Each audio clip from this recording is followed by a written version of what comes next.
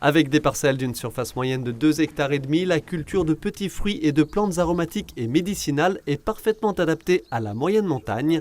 Nous sommes ici au Haut du Thau, au jardin de Bernadette, un site qui, comme 13 autres sur le massif, accueillera le public tout au long du week-end. C'est l'opération Fermes ouvertes. Au programme, visite des cultures et des ateliers, démonstrations et dégustations.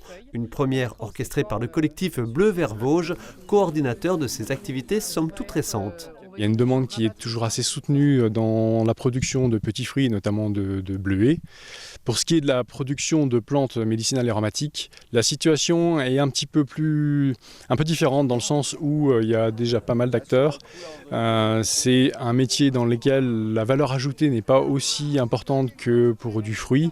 Et aujourd'hui, je pense qu'on arrive dans un seuil haut d'installation. Comme toute production agricole, le secteur des petits fruits et des plantes aromatiques et médicinales dépend bien sûr de la météo. Cette année, le froid et la pluie ont fait quelques dégâts, mais ces produits s'écoulant quasi exclusivement en vente directe. Ce qui a été le plus préjudiciable, c'est le manque de touristes. C'était un peu plus compliqué cette année. Heureusement, juillet et août nous ont rattrapés.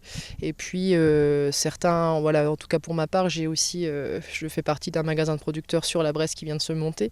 Et alléluia, c'est un peu aussi ce qui nous a sauvés, quoi. Les cultures se portent très bien, mais en revanche, il y a de l'herbe aussi.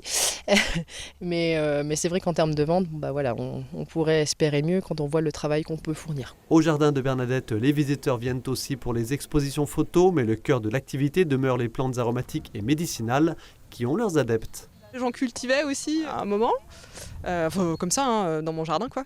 Mais et du coup, le faire sécher et ensuite faire des tisanes en assemblant un peu, en se laissant un peu inspirer par les accords de goût.